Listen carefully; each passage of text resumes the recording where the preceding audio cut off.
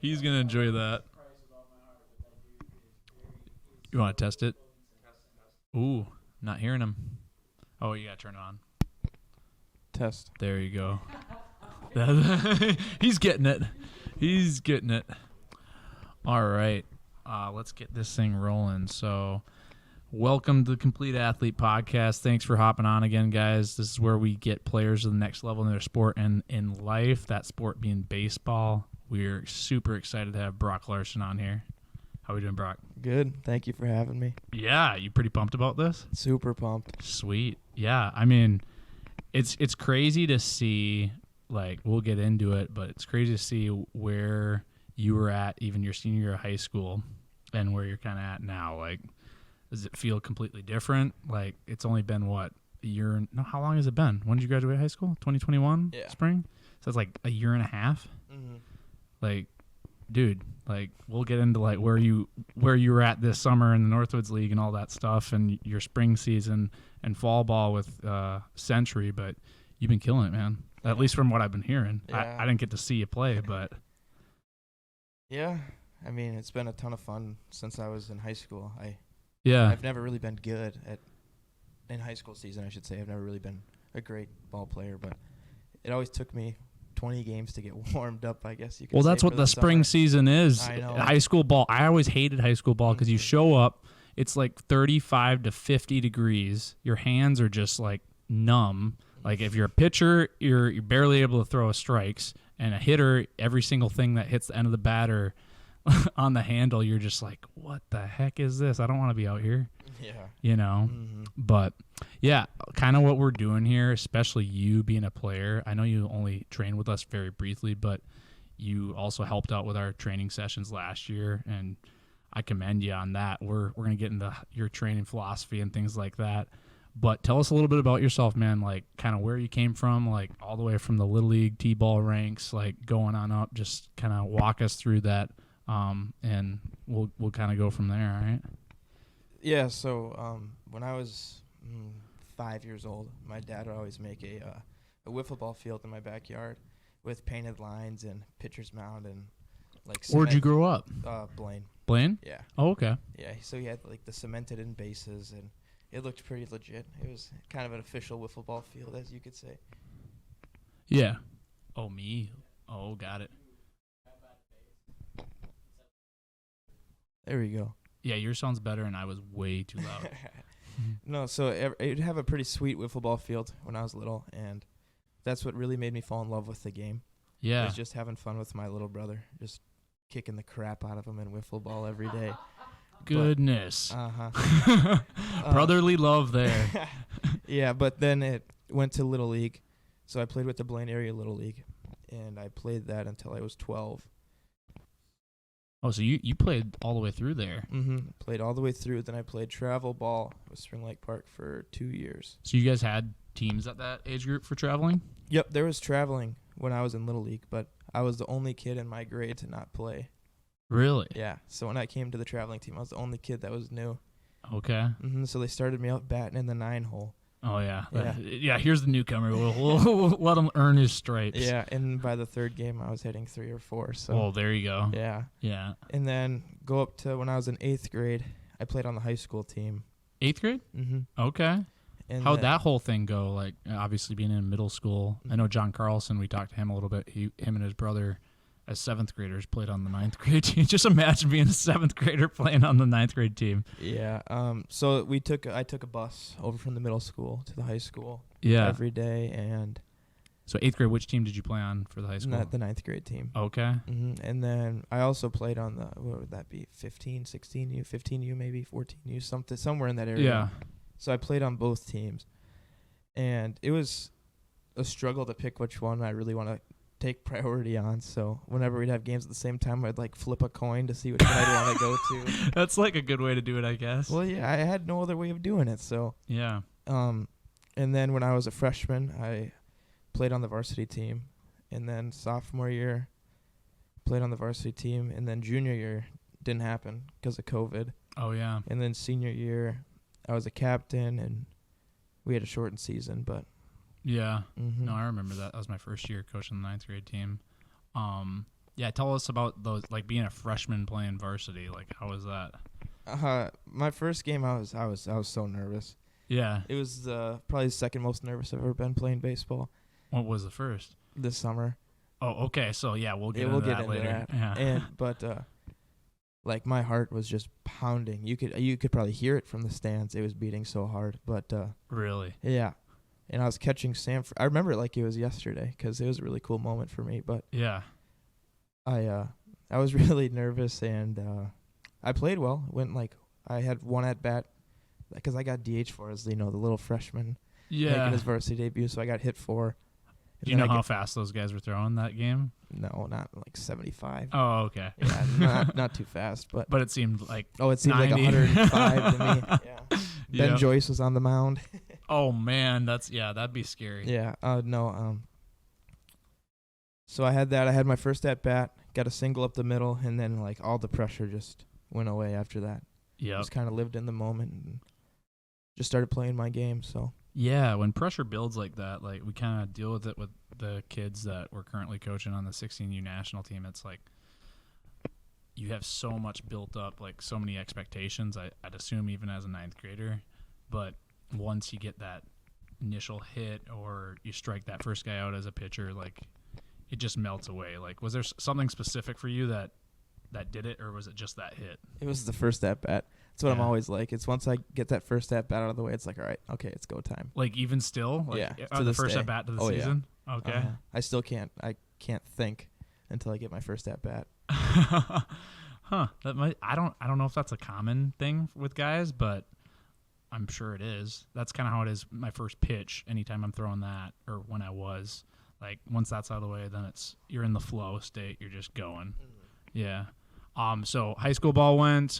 You guys had a pretty good senior season, right? Yeah, we were give or take around 500. I don't remember the exact record, but we made a solid push in playoffs. But yeah, that's the first time I've seen a Spindlet Park team make a push in playoffs. Yeah, so won a couple games, so that was pretty cool. Yeah, no, that's a good way to go out from that standpoint. And then I know you were deciding, like, when did you decide that you were going to go to Century?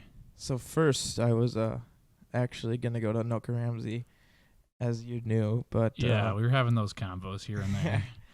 And then I got a call from the Century coach. Well, because for junior college you don't have to sign anything or anything like that, so you can always talk to anybody who you want to. Yeah. And then I decommitted from Anoka Ramsey, and then Urzar called me, and he was just like, "Hey, we got a spot for you if you want it." And I'm like, "Absolutely." So when was this though? Like this was in August.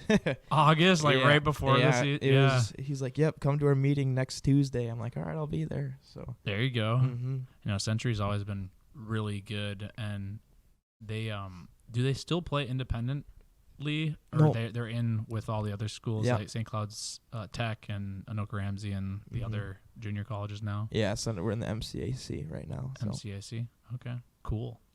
So that was last fall, so like what, give or take 14 months ago or so. Right, yeah. You guys had your fall season last year. Tell us a little bit about so your recruiting process was pretty simple. You were going to go to Anoka Ramsey, live at home, and then you just decided, no, I want to go to Century. Yeah. They're a powerhouse. I want to be on that roster. Was there any competing going on with like other, because you're a catcher, right? Catcher and DH? Yep. Okay. And first baseman now.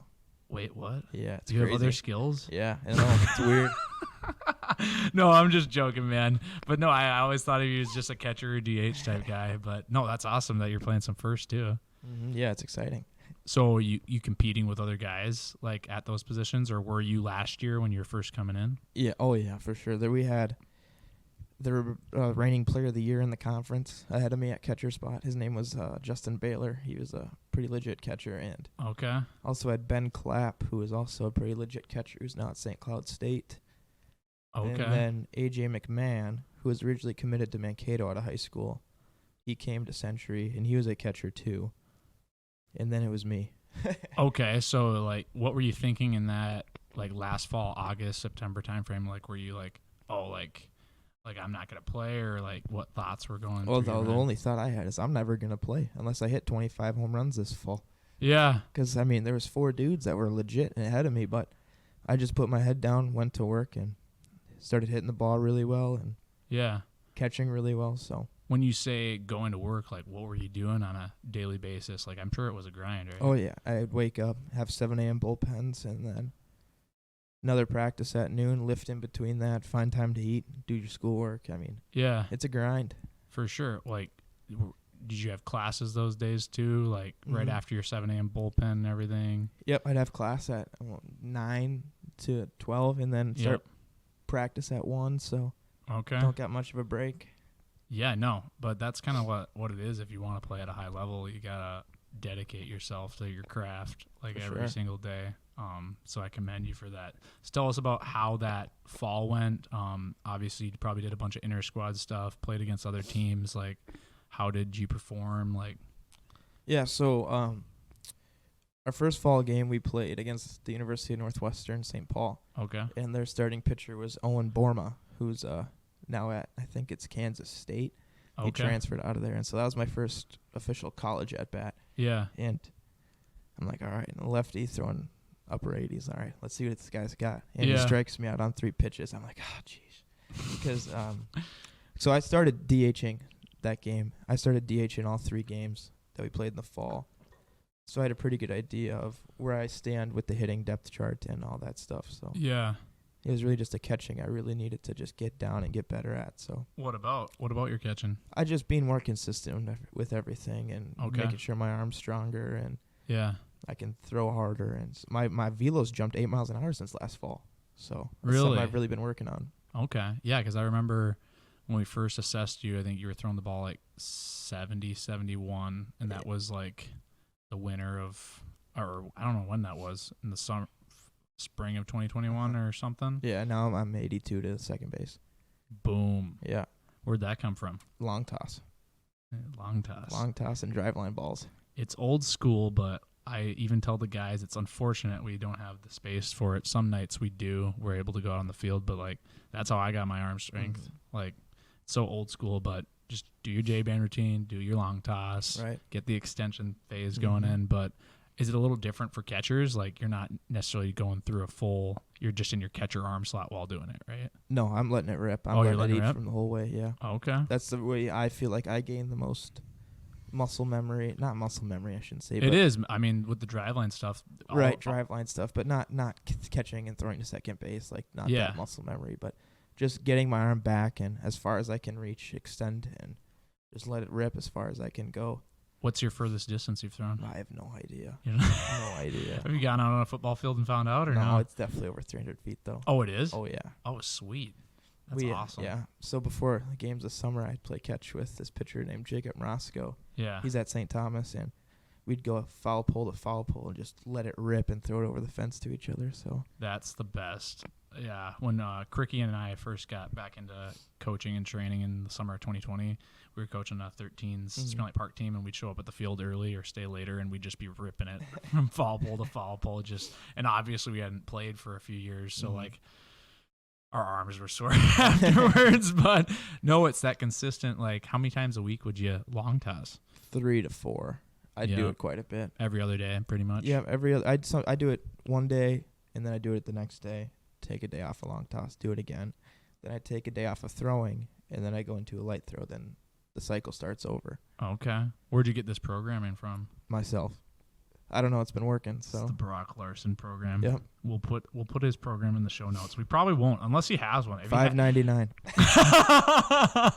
He's dropping it here. Hey, maybe there'll be a discount. We'll let you guys know when that goes on Black Friday sale. Oh man, that's awesome that you gained that arm strength though. That's huge when throwing guys out. Have your pitchers given you a chance to throw guys out too? Some yes. Some no. some yes, some Yeah. no. We were having that issue when we were down in North Carolina. A few guys were they weren't switching up their timing. Their leg lifts are high. Our catcher had no chance. I'm like, Right. all right, we know what we're working on next practice. Yeah, we're for working sure. on slide step, changing looks, like all that stuff. Because you can't, as a catcher, you have no chance if your pitcher's not giving you anything. Unless he throws 95 plus. Yeah, exactly. Which have you a few guys at Century doing that? Nope, not a single one. Okay. No, we had some dudes throwing 90, but yeah, we'll get some guys there for sure. Got a couple guys throwing upper 80, so. cool, sweet. No, that's exciting. And you just recently signed your intent to where at? Crookston. Okay. Yeah, so I'm Sweet. pretty excited about that. We'll have to have you talk to TK because TK went there. Really? Yeah.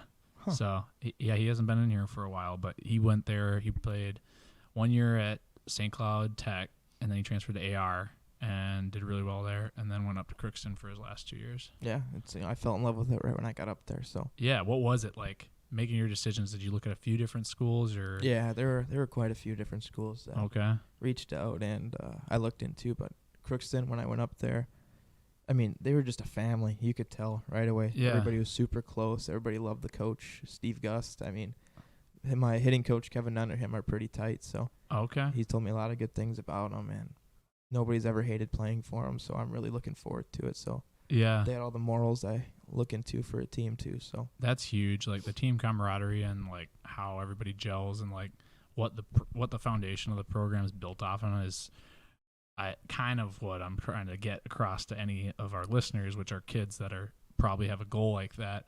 Is it's not just about I'm sure there's like the facilities are nice and things like that, but it's not about how many jerseys you have or how nice the hats are. It's literally about the coach and the philosophy that the whole team represents, for sure, their motto is pretty, not grit, or gritty, not pretty, not pretty, Pretty, not not pretty. We should take Yeah. that motto because honestly, our uniforms for our teams are gonna get better and better each year. But I mean, these hats are a lot better than our black ones that we had last year. But I should just be like, hey guys, we're gritty, not pretty, showing up here. I know these other guys got some nice Nike uniforms. We'll have those at some point, but that's awesome, man. Proud of you. Thank you. That's super awesome to hear. And when I heard you were hitting the crap out of the ball, so tell me about this last summer though. So you had your first collegiate season in the spring. How'd you do? I did okay. No, Yeah. I didn't hit as well as I'd like. I hit 326 with 6 home runs and 6 homers though. Did you have any homers in high school? not a single one. No. Yeah, I remember you when I coached your younger brother's team for 15 AAA. When he hit a bomb one night, you're like, I can't do it. Like you told me that, and I'm like, you know what, man? Like just keep sticking with your, you're good. Yeah, they'll come. I mean, Exactly. Just got to grow into your body a little bit. Grow into Exactly. your swing. Yeah. And then what happened after? So you hit 6 bombs, hit 326. What happened for summer ball? What'd you do? I went out to the Northwoods League. I was actually mowing Century's Field one day, and I get a call. I'm like, who is this guy? I answer it, and he said, hey, my name's Brett Lindsay. I'm field manager for the Minnesota Mud Puppies in the Northwoods League. Like, I heard you have interest playing in the league. Like, what do you say? I'm like, absolutely. Minnesota Mud Puppies. So I hadn't heard of the Mud Puppies. Tell us a little bit about that. So the Mud Puppies is kind of unique. It's a all-road team. So since the Thunder Bay Border Cats in Canada couldn't cross the border because of COVID, they took their They actually called the Border Cats? Uh-huh. That's super funny, and they couldn't Yeah. cross the border. Yeah. They're the only Canadian team in the Northwoods League, Yeah. so that's pretty cool. But Yeah. so we took their away schedule Got it. on the Great Plains side of the league, and we played 36 road games. I was on the road all summer long. Yeah. Bus rides, hotels. I remember I couldn't get a hold of you. I'm joking about that. So like you were literally on the road. I was busy. I was super busy all summer long. So Yeah. So like tell us the places you played and like the competition you faced. Yeah. Like how was it? So we played St. Cloud, Wilmer, Bismarck, Waterloo. Oh boy, why can't I think? Mankato, Rochester. Did you play the Loggers or no? Lacrosse, there's one. Yeah. There's a couple more that I'm sure I played against, but Yeah. yeah, the competition was great. Yeah. It really switched my game from good to great. Yeah. So I was playing against guys in and out from these top Division I programs around the country: University of Texas, BYU, Oklahoma State, at Vanderbilt. I mean, it's crazy. And I'm on the same field as these guys. I don't care where they play college ball right now. It's me versus them. So Yeah. kind of took that mentality. So it grew me as a player, as a person. So Yeah, that's crazy. Like you were telling me about your teammates all throwing, 89 and 90. Some of them, like, what were these guys? these guys, we had a guy up to 97, guys at 95. Our starters were all above 90. I mean, the pitching is legit. Yeah. Yeah. Yeah, that's tough day in and day out. But you're right. Take that mentality of like not like looking at where they're D1 school they're Right. playing on, like just show up to the ballpark and that's all you really can do. Right, because right now it's we're on the same field. It doesn't matter where you go to college. So Yep, I agree. Shifting gears a little bit. So you sign with Crookston. So you're playing one more year at Century, right? yep, Okay. playing one more year, then All headed right. up there next fall. What's the goal for the program this year? I'm sure your coach is listening. So. It's to win a national championship. Okay. How'd you guys do last year? We've choked really hard in playoffs. We Okay. played a really bad team in Who'd you lose to? Ridgewater. Oh yeah, they're they were called. pretty solid, but you definitely got your program in general is a lot better. Yeah, we scored 12 runs and lost. So we had a lot of errors. I mean, pitching was solid, hitting was solid. We just made errors, mental errors, physical errors. So those will lose you a ball game when it's important. Yep. That happened with our team down in Asheville this last week. We lost to the number 1 team in South Carolina. 2 games, both by 1 runs. And I Ooh. told the guys it was mental and fielding errors, which is what it was. For sure. You know. It'll get you. Exactly. Gotta work on those things. Where does your drive and motivation come from for the game of baseball? I'd like to say myself, I mean, it just comes from wanting to be the best. Everything I do, I want to be the best. Like, it's all started with my little brother, Yeah. Me and him always going back and forth, who's better at this, who's better at that. I mean, we still do to this day. Yeah. So I just always want to be the best at what I do, no matter what it is in life. So I really take pride in that. That's awesome. Is there anybody that you look up to in general from that standpoint? Trying to be the best? Or that pushes you? Yeah, I mean, my brother pushes me quite a bit, but I don't really I physically look up to him, but Yeah. How tall is he now? 6'1" or something like that. He's a big boy. And on skates, yeah, that's a little scary Yeah. coming at you. Yeah. But no, when I was a kid, I always looked up to Joe Mauer. Okay. That was my inspiration. Me and him are not the same player, but both catchers, both left-handed hitters, Yeah. both from Minnesota. So, I mean, it was just kind of like the little kid in me, like always looking up to him. I still watch a video on him pretty much every other day. So, Really? uh-huh. That's good. Yep, I like to take stuff from his swing, just how simple he is and Yeah. how his approach was so middle away, but yet he could still hit bombs when it comes in the inside part of the plate. So Yup. That's a huge key thing, taking things from a player, like just like mirroring them a little bit, all that stuff. I hope a lot of our guys are listening to that because, yeah, what I did when I was playing was I'd literally mimic Zach Greinke's stuff. That's how he was the guy I looked up to. Just take a few things from his pitching motion, mix in things. I couldn't change speeds like he can, but Right. throwing his what's his pitch that he literally can touch like 50 with? His ephus? His ephus, yeah. It's super funny too because his 2-seamer is faster than his 4-seamer. We're like, It doesn't make sense. nothing makes sense with that guy nowadays. It's just crazy. Next question. So away from playing, which I know you're still doing. Actually, I should ask you what are your goals with playing first, like over the next few years? So after Crookston, I want to play some sort of independent ball. Okay. And so my hitting coach now, his name's Kevin Nunn. He works for the Twins. He works for the Texas Rangers. He works all over the place. He has a lot of connections. So okay. He said when I'm done with Crookston, if I play well enough, perform good enough, I may give him a call, and he'll hook me up with an indie ball team. So Sweet. No, that'd be awesome. Mm-hmm. Yeah, I know a few guys. There's actually still Jake Mathis still plays indie ball. He's the only Spring Lake Park guy still playing. He plays with the Milwaukee Milkmen. He's played for the Saints before they went AAA. So, like, there's definitely opportunities there. I had a few buddies play for the Fargo Redhawks that I played at Jamestown with. So there's opportunity. Our catcher actually at Jamestown, he had a crazy pop time. He went down to the Cleburne Railroaders or something down in Texas. And guess who was on the team? Rafael Palmeiro and his son. I don't even know who that is. Oh my gosh, I'm aging myself here. Goodness. Brock, how old are you? 20. 20. Okay. So Rafael Palmeiro in the 2000s, well, late 90s, early 2000s, he was with the Texas Rangers. I mean, he's on the home run list, so I don't know where he's at on that list, but it's all good. I'm aging myself at 28, so it is what it is. Also, why did you decide to become a professional trainer with Complete Athlete? The biggest thing is giving back to the game that helped me so much. Yeah. Like, through everything. Like,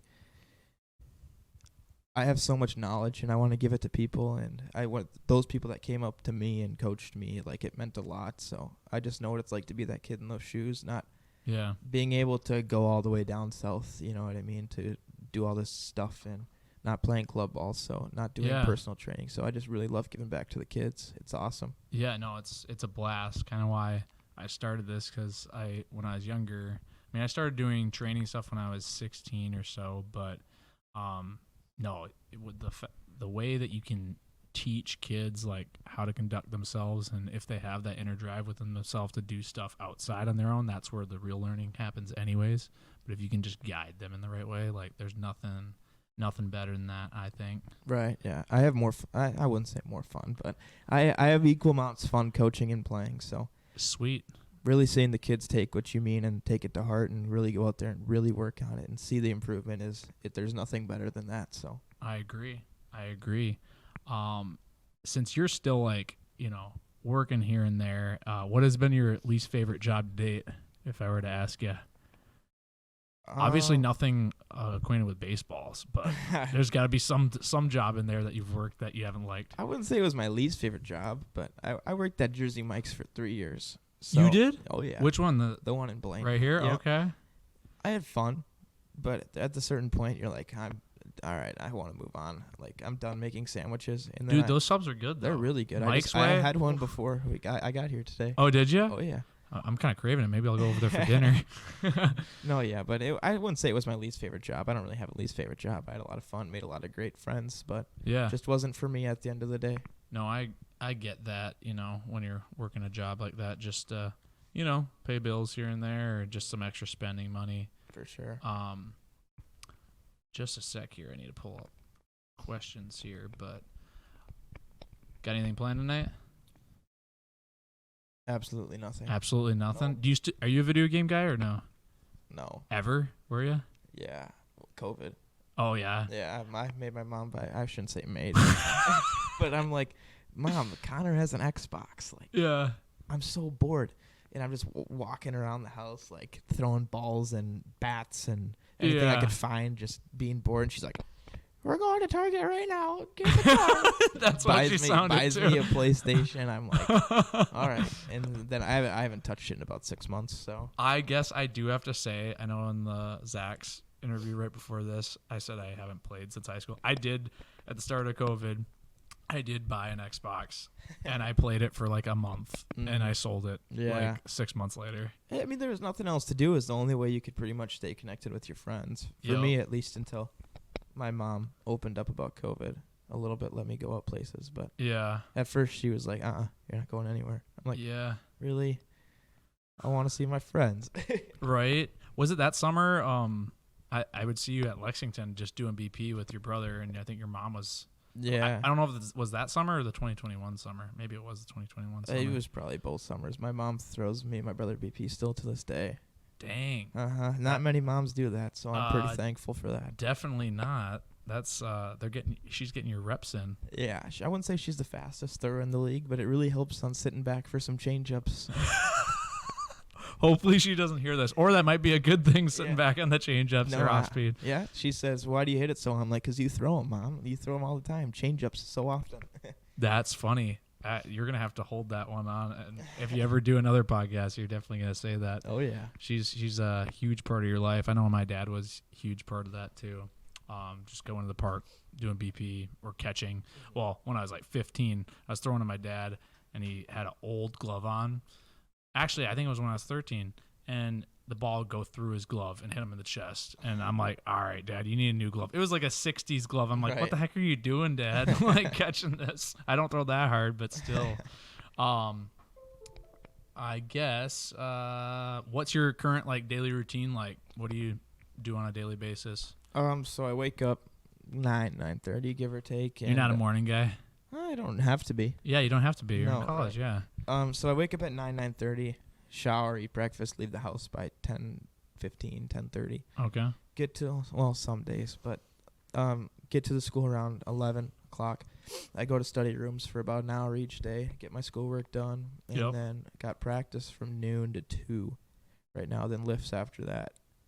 And then usually it's either Monday night or Thursday night football or whatever sports game's on after that. So there you go. Yeah, you big Minnesota sports fan? Huge Minnesota sports fan. So Skull Vikings, right? Skull Vikings is right. What the heck's going on right now, man? We were talking about it a little bit ago, but it's really weird to see Minnesota sports, everything go in the direction for Minnesota football at least this year, you know? Yeah, it's awesome to see. I mean, I haven't seen anything this crazy since I was a little kid, so it's really cool watching them. Yeah, probably since like the Randy Moss days and stuff. Mm-hmm. Yeah. Are you an introvert or an extrovert? I'd say at first I'm kind of an introvert. Like but, when somebody first comes right, across you? yeah, it depends. I mean, I get a little shy in public, but once Yeah. you get to know me, I talk quite a bit. Sometimes people say I talk a little too much. Yeah, you need to stop, man. What are you doing? I know. I'm on a podcast and I'm getting told to be quiet. No, I actually didn't know what to expect from you today. You're giving us a lot, man. How would you say your personality, I know you haven't done lessons since this last spring, but how would you say your personality works well with working with players, like training wise? So being an extrovert when you get to know people, I mean, Yeah. I'm out there, I'm making jokes, I'm having fun with the kids, and I think they really enjoy that. Yeah. They like a trainer that is going to be involved with them, not being like drill sergeant, like, hey, do this, do that, do this, do that. Like, have fun with them, crack jokes. I mean, I'm a fun guy to be around. At least I like to think so. That's what my mom tells me. She tells me I'm fun to be around. Hey, whatever mom says is right? Yeah, but no, I think it's huge being fun around the kids, having passion for the game. Yeah. And so I really enjoy that. So it's all the stuff that I love. And so I just give it back to the kids. There you go. That's the theme today, and I love hearing it. Another question for you. So you've kind of now have been in like the training. I saw you guys. Didn't you guys just do a scout day the other week? Yeah. Okay, so like from a standpoint of where baseball's at right now with like all the data stuff, and like where do you think it's gonna be in the next 10 years? It's gonna be crazy. Like, dudes will be consistently throwing 104, 105, 106. I think. Whoa. I think people could hit 110 in 10 years. I mean, with all the technology they got going on now, everything's gonna get so tied into that to the point where they find little tips and tricks that help like get this muscle going. It helps you gain 3 miles an hour. I don't know. It's crazy stuff, but Yeah. technology is playing a huge part in the game. People are gonna start hitting the ball further, harder. Yeah. What are you guys like currently using at Century and everything? Anything? Yeah, we use blast motion, so it's hitting sensor, and we use Rapsodo Okay. quite a bit, so it tells you the spin efficiency, the spin rate. Is that just for pitching? Nope, there's a hitting one too. Oh, okay. Mhm. Yeah. All right.